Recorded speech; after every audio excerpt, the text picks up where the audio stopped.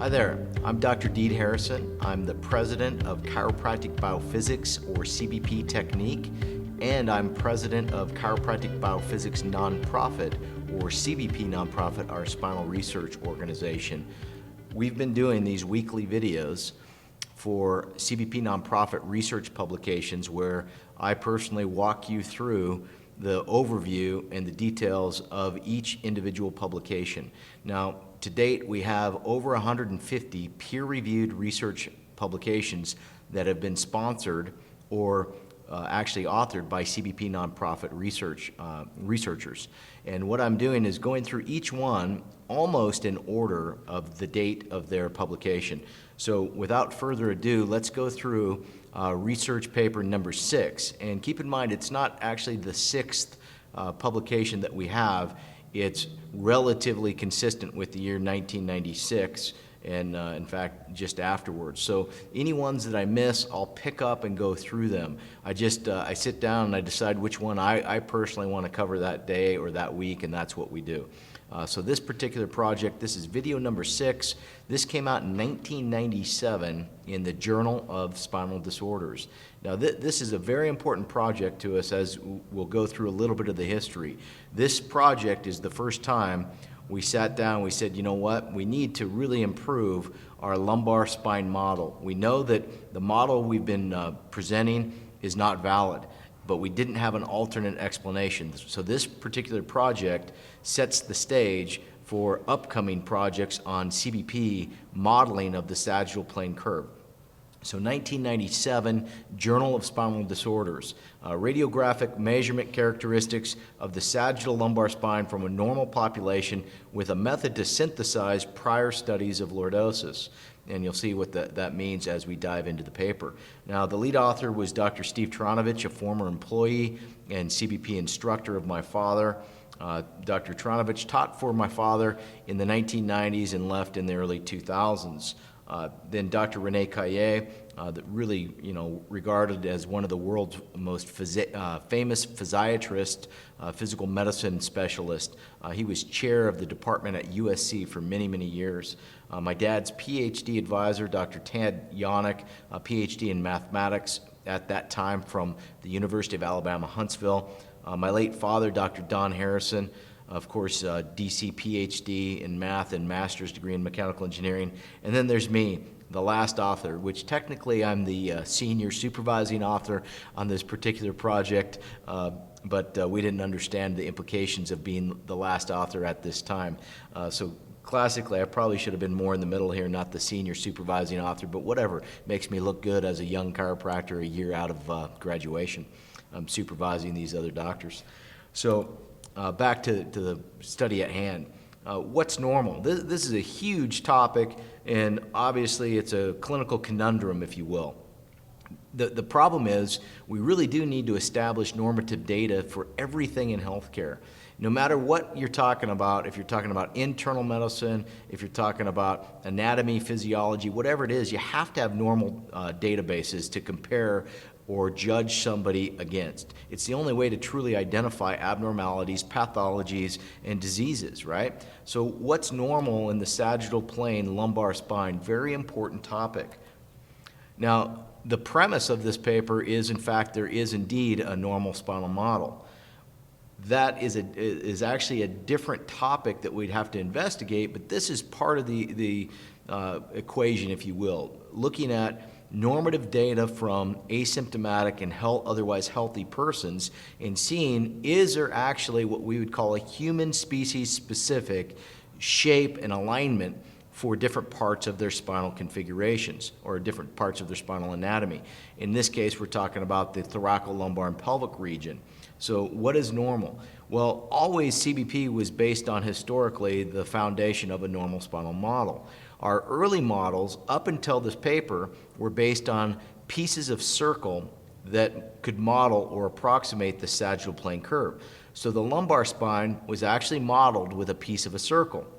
Now, if you look at this figure, you'll notice there's a very darkened line here in the lumbar spine. That's because what my dad did in this project, or for this project, we modified our spine model because it was shown as a piece of a circle, and following this, we identified it was not. So you can see he made my stepmother, Dr. Sang Harrison, go back and modify that. That's why it looks like a big, bold, funny shape in here in the lumbar region, because he was like, I'm not showing that circle anymore. It's not true, right?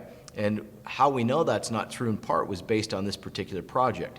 So in terms of the methods of this paper, 50 normal, retrospective, but consecutive subjects that met the inclusion criteria were used for this project. Now, as a background, what you'll find out is if you read this paper, there's a very nice project that we refer to and discuss that, you know what, the problem is in the literature, the definition of normal subjects is really, really inappropriate for the most part. Many projects, in fact, just simply say, oh, the subject's asymptomatic, so therefore they're normal.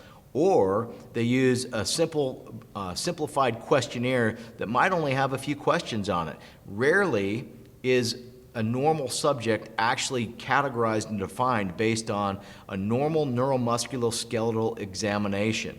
Right? So you'll see what we did in this project. We think it's a very good project. Even though it's not prospective, it's retrospective, it's still a very good project the way we analyzed and basically included or excluded normal subjects. Now, to give you an example of this in the literature, in 1980 in the American Journal of Radiology, Fauna et al., they had 316 normal subjects aged 2 to 77 years of age. They had an equal gender ratio. This project was designed to look at normal distributions of the sagittal plane profile in normal subjects. Well, when you read the methods, not the abstract, what you'll find out, here's their definition of a normal subject. Quote, while the general status of some of these patients, keyword patients, was not optimal, it was assumed that the patients were sufficiently fit to be ambulatory if they could raise their arms above their shoulders. Now that's the definition of a normal subject in this 1980 paper. I mean, come on, give me a break. If you can raise your arm over your shoulder, you're normal? What a bunch of crap, right? So this is the problem we face in the literature. Even today, sometimes the definition of what constitutes normality is not truly presented in the methodology of the paper when we talk about sagittal plane configurations. So the other issue in this paper that is a confounding variable, in addition to what constitutes a normal subject, is how do we position somebody for the x-ray, and then what type of measurement techniques are we going to use? Well, number one, we're going to see we want to focus on upright weight-bearing x-rays. We do not want to include non-weight-bearing x-rays or seated x-rays. We know that those are going to have an effect on changing the sagittal plane lumbar curve and pelvic tilt and sagittal balance. So we want upright weight-bearing positioning, and we'll talk about that in a later slide coming up. Also then, we also want to look at what method of measurement do we use. Now, we've known from the past several videos that we use the Harrison posterior body tangent lines. Okay, so that's our methodology. The problem is you cannot directly compare that to the existing studies in the literature that use Cobb angles. Cobb angles are in-plate lines, and they're an attempt at a cross-sectional analysis through the curve. You've got this curve that runs like this. The posterior body lines are in fact tangent to the curve. Cobb angles are cross-sections through a curve. They're not exactly the angle of curvature. They depend on the slope of the end plate relative to the posterior body line. So we're going to have to see, can we compare our data to existing studies in the literature? We'll see we can, but it's not a one-to-one ratio, right? Ideally, there's an equation that you would use to convert between the two. However, there will be an individual subject difference even when you use the equation, because their body lines relative to the end plate lines are not exactly the same from person to person, right? So do you use end plate lines versus do you use posterior body lines? That's going to change the information. So what did we do? We collected 50 consecutive normal subjects retrospectively that were evaluated not for treatment purposes, but for a pre-employment physical exam. They needed to pass the physical examination to acquire a job at a shipping and packing company. So this is quite unique because these are not people coming to your office because they got a condition. These are people that the company is sending to a chiropractor, and it was Dr. Steve Taranovic's office, and these are people that he screened and did a proper evaluation in order to determine, are these healthy, fit subjects for shipping and packing and material handling at this job. So we have 50 consecutive subjects that fit the inclusion criteria. What's the inclusion criteria? Well, you have to have no medical history of back pain that requires limitations of daily activities and prevents you from doing work, so you're on work disability. Okay. Number 2, normal neuromusculoskeletal examination. So no pain on palpation, no point tenderness, right? Normal range of motion, not limited range of motion. And of course, malingering tests were used as well, right? So you got to go through and see, hey, is the subject faking this, and saying they don't have pain because they want a job? So you do your best to walk through these things. And then the big one that nobody can fake is normal anatomy on the x-ray. No anomalies were allowed, no overt degenerative disc disease, no pathologies and instabilities were permitted. So this is a true normal population, or as close to as you can get.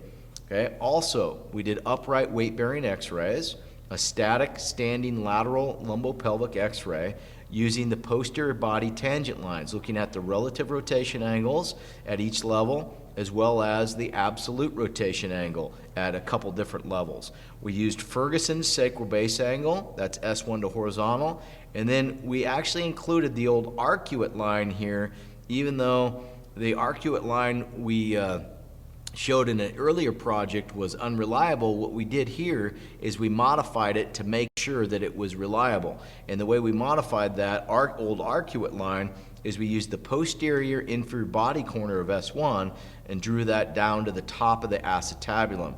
We found out that that's a reliable measurement. So this is our radiographic assessment. Now, the meat and the potatoes. Table 1 shows all 50 subjects with no history of back injury, no low back pain, no degenerative changes, at least overt ones, and no congenital spinal anomalies and instabilities.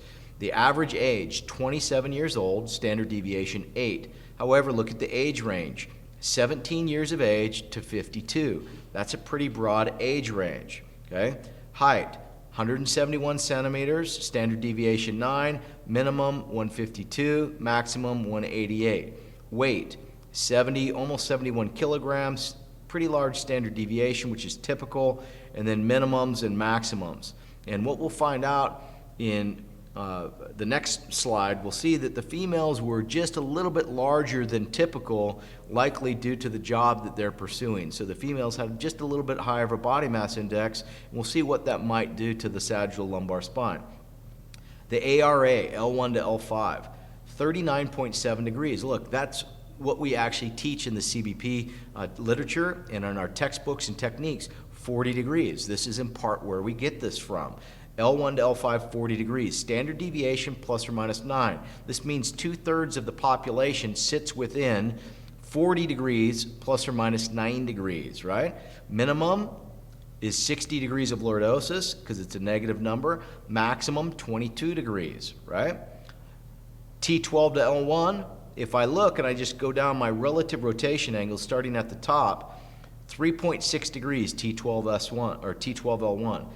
4.1 degrees, 7.6, 11.7 at L304, 16.8 at L405, and then 32.4 at L5S1. Let's stop there. Right away, when you look at this data, you go, absolutely, the lumbar curve is not even close to a piece of a circle. It is not a uniform rate of curvature model. You cannot fit this with a geometric shape that's a uniform rate of curve. That's a circle. So pre-1997, we, like many other chiropractic techniques, were teaching the lumbar spine was a piece of a circle. Right here, we had to look at this and go, absolutely untrue. And in fact, even before this came out, when I was a student, I remember asking my father, why do you teach that the lumbar spine is a piece of a circle, when in fact, it's not? And he looked at me and he says, how the hell do you know that? I said, well, let me tell you what I've been reading. I said, number one, the shape of L5 vertebra, the shape in the sagittal plane. It's wider, taller in the front anteriorly, and tapers towards the back posteriorly. So it's a trapezoid that gets smaller in the back. Now, if you go up from L5, which is the bottom of the lumbar curve, and you go up to L1, you see that that trapezoid changes directions. L1 is shorter in the front and taller in the back as it transitions into the thoracic curve. Right away, that shit says absolutely anatomically you cannot have a circular model. It doesn't work. Anatomy dictates otherwise. And then he goes, okay, go on. So I said, look, the back of the body, if I take the posterior body line, and I look at the way the pedicle comes off the posterior body line. The pedicle comes off at L5 about like this.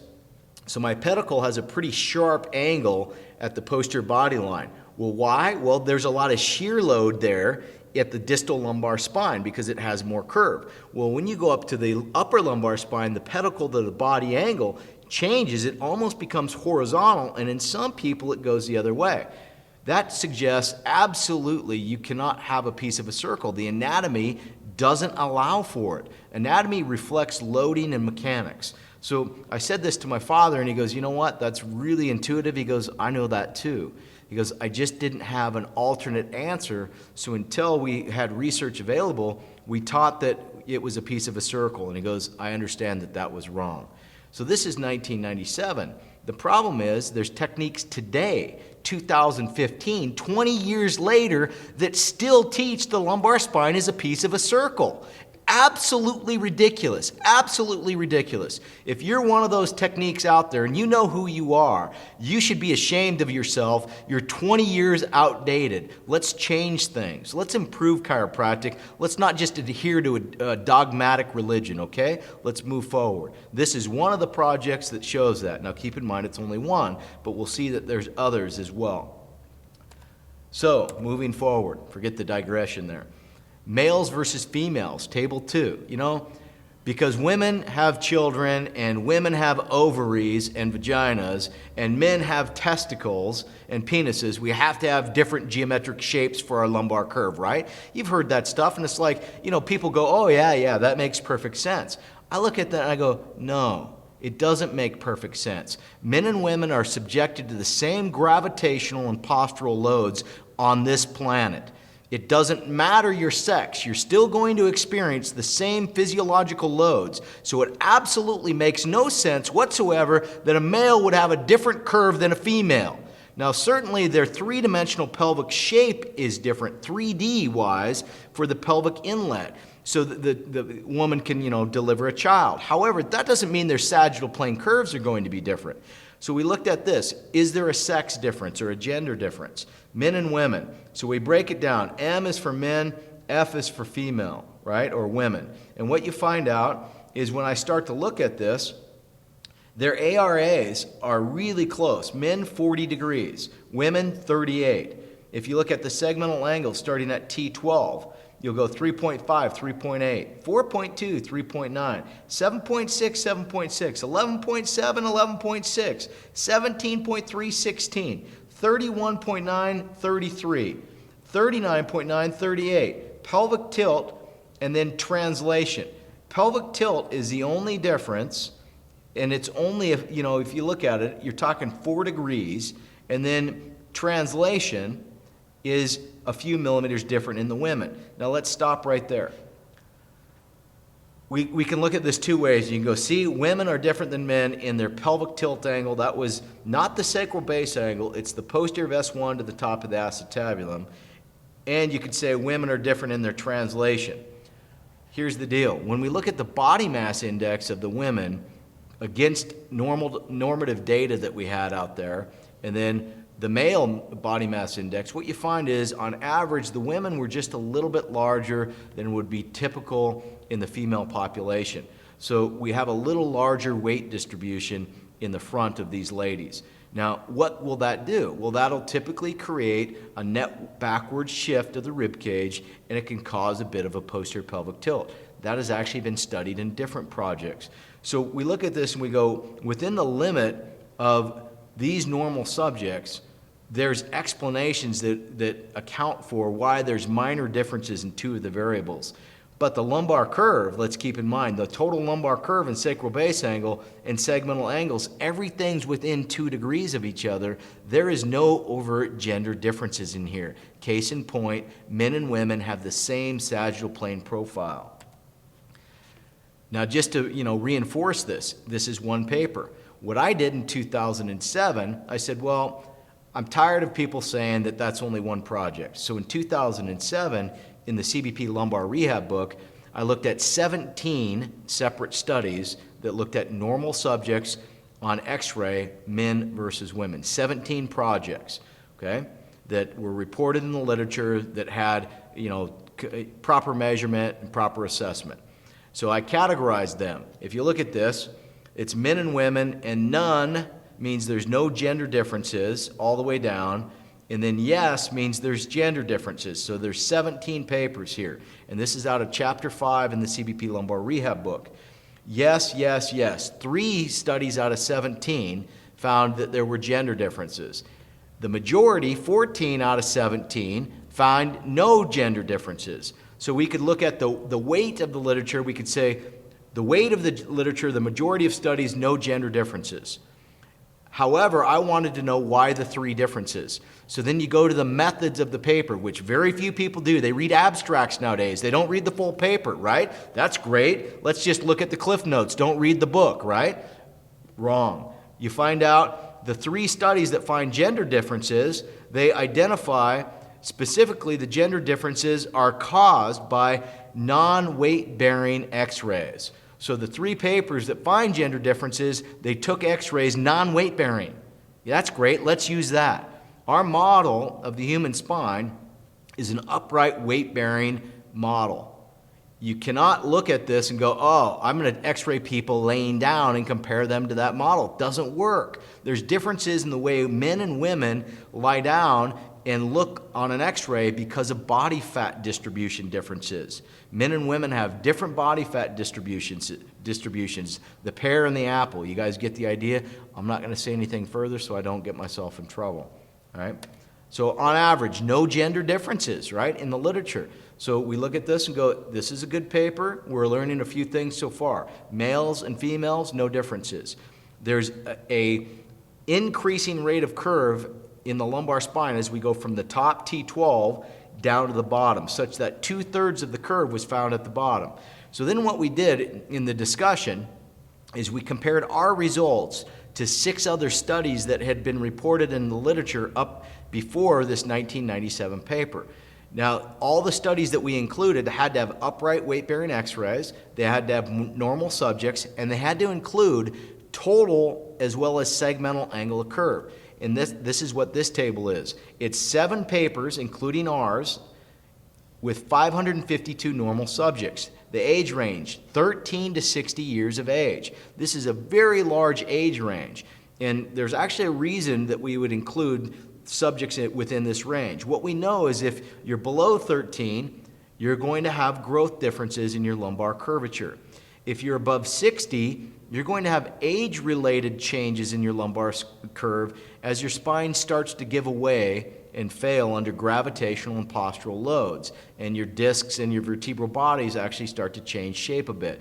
So we look at this, we go, I don't want to include 60 and up or above 60 years of age because it starts to have effects that may not be considered normal. And then under 13, we know that the spine is still developing. So let's stick to 13 to 60 years of age. Here's what these papers did.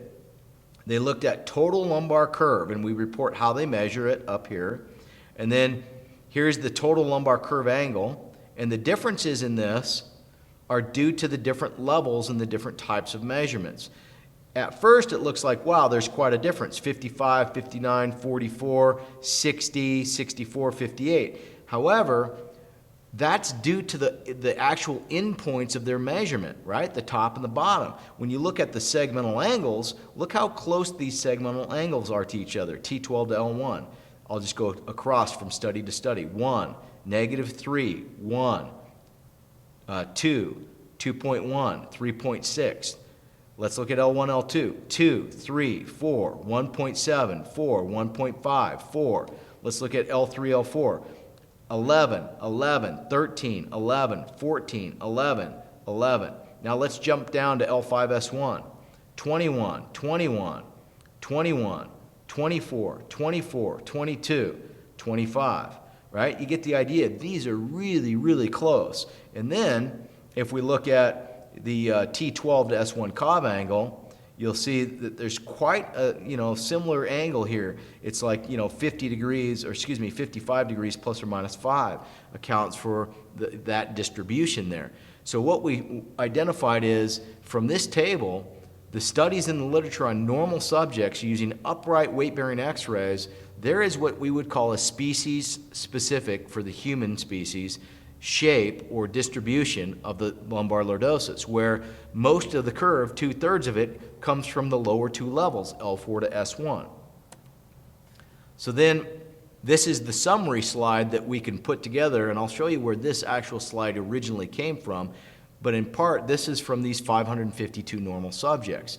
The average value of lumbar curvature, we can approximate these 552 subjects by this distribution. 0 degrees at the top, 3 degrees, 7, 11.9, 16.6, 32.4, 39.2 for the sacral base to horizontal, and then total angle of lumbar curve rounded up 40 degrees, right? This is a normal data set, and it's based on 7 separate studies. Conclusions of this project in 1997, Journal of Spinal Disorders, 552 normal subjects in 7 studies, including ours, had very similar relative rotation angles and absolute rotation angle. There's no gender differences. Men and women, when you look at them matched for age, men and women have the same magnitude of lumbar curve and the same segmental distribution. However, body mass index will affect a little bit of the pelvic tilt and the translation. Extremely large body mass index or obesity, that's a different story, right? Our results suggest that there may exist an idealized lumbar curvature that can protect human people or human beings from pain and disease. It's a normal distribution of increasing lumbar curve as I move from the top to the bottom. This increased lumbar curve suggests, this increased curve at the bottom, L4 to S1, suggests that not a circular geometry, but an elliptical geometry can model the lumbar lordosis. That's a future project. This is a very important project to us. It's the first time we look at this and said, you know what? Our lumbar model as a piece of a circle is wrong. We need to update it. Let's start by looking at normal subjects. How damn refreshing is that? Can you imagine a group of authors and researchers and technique leaders looking at it historically and saying, you know what, we were wrong. Not only were we wrong, we taught you wrong. Up until 1997, we taught you that the lumbar spine was a piece of a circle, and when somebody didn't fit it, we taught you to actually do something to intervene. We were wrong, okay? That's actually an important thing to admit, and you move forward. This is why we do research. You don't do research to confirm what it is you do. You don't do it to prove that you're right. What you do is you set out to study and investigate, and you see if you're right or wrong. And based on the results, then you must modify, adapt, and change your procedures if and when needed, right? That's the purpose of doing research. That's why we do what we do. Anybody that looked at CBP historically with our research, you'll see many, many examples of times where we said, oh, shit, we're wrong, right? We made a mistake. Let's correct it and let's move forward, right? The perception of outside parties going, oh, technique people shouldn't do their own research. What do you mean we shouldn't do our own research? Am I supposed to pay you to do it? You think you know more about it than me? You think you're going to do a better job than me? You think you're more ethical than me when I'm paying you to do it? Come on, let's get real. I can actually do a proper design study. I can be ethical, I can be honest about it, and I can pay for the project myself, so I'm not paying anybody to do it, and then what I'll do is I'll adapt or change when and if needed. That's the end of the story. forgive that digression, but oftentimes over the years you hear little tidbits here and there where technique groups shouldn't do their own research. No, you know what? We actually should do our own research. We should do ethical and honest research investigations, and then we should show why and how we've adapted and changed our methodology. All right. Hopefully you like this week's presentation. I'm a little bit excited and worked up. I just got back from a research conference in Athens, Greece, so maybe what I'm saying to you, some of that might have stemmed from my interactions with some parties over in that area. But anyway, hopefully you enjoyed this, and you'll consider supporting CBP nonprofit research. We have a lot of projects we've done, but we have a lot of projects we want to continue to do, right? We have many questions that remain unanswered. We have new things in our technique that we want to study and investigate and see if we're on the right track. We can only do that with your support as a chiropractor or anybody out there that's a philanthropist that is willing to help a small organization that's extremely productive. Please consider donating to CBP nonprofit research. All the proceeds, all that money goes into actual studies. We pay our experts, our PhD, our statisticians, our engineers, etc. The chiropractors, we don't get a paycheck. In fact, we actually do the work for free, right? So all the money goes to good use. You can do this in one of two ways. You can do it directly through our website, or you can do it indirectly through Amazon Smile. And you just pick Chiropractic BioPhysics Nonprofit Research as your nonprofit organization to donate to. So thank you very much for your time, and I look forward to talking to you next week with paper number 7.